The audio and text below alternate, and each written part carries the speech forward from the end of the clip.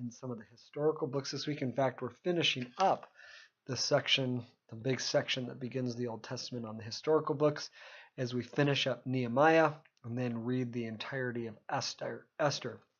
As we mentioned last week, Nehemiah and Ezra sort of go together. Ezra came back from the exile in Babylon and began under the command of King Cyrus building the temple.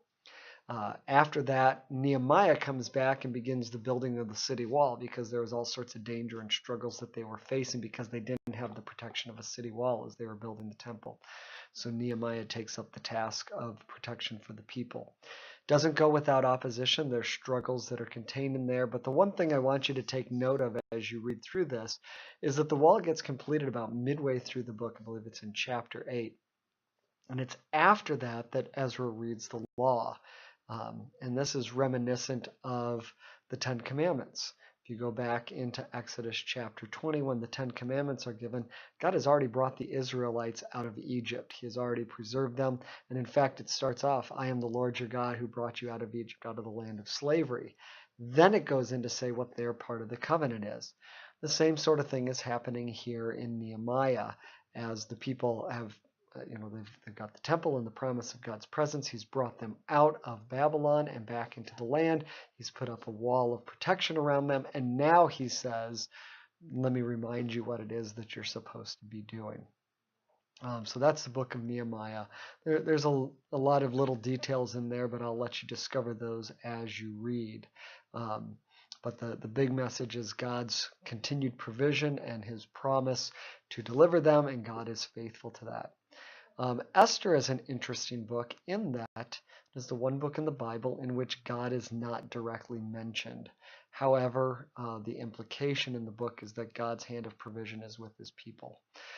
And to give you the overview of the story, the Israelites are once again serving under a foreign king, and one of the servants of that king does not care too much for Mordecai, one of the Jews, and he begins to put a plot together to destroy all of the Jews.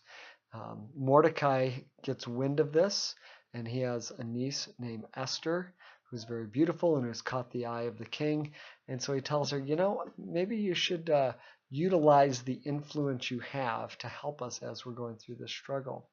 And so she does, and she gains an audience with the king, and through that, eventually, through some manipulation, she reveals the plot, and the people of Israel are delivered. In fact, one of the interesting ironies that occurs in the book of Esther is that Haman, who is the guy that is trying to plot against the Israelites, he has a set of gallows built outside of his house where he believes the Israelites will be brought to be hung, and so he can sit on his balcony and enjoy watching.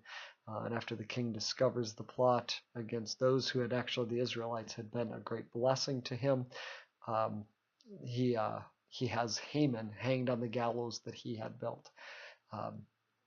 But throughout this, we see, even though God's name is not mentioned, the implication is that God is the one that is providing. God is once again delivering his people from the plots that are against them.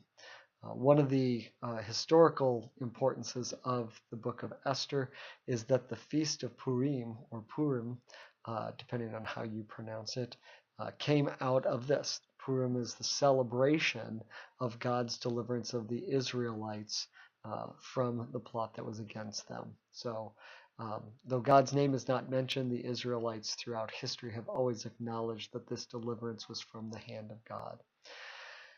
And thus far goes for the historical books of the Old Testament. So we're going to be transitioning next week into the writings. There's 5 books of writings, and then 17 books of prophets, 5 major and 5 minor.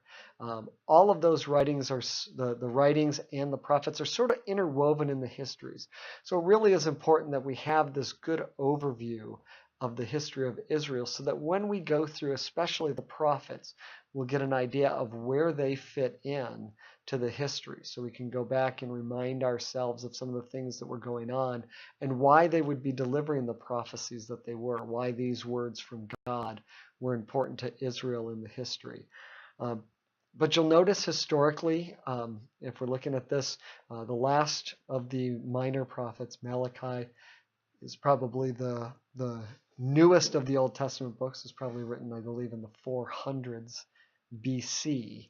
And then there's nothing else that's given. So the historical books only cover up to a certain point, and then God's inspiration goes silent for a little while as he finalizes his plans for the moving into the New Testament. But there's still much more to read before we get to that.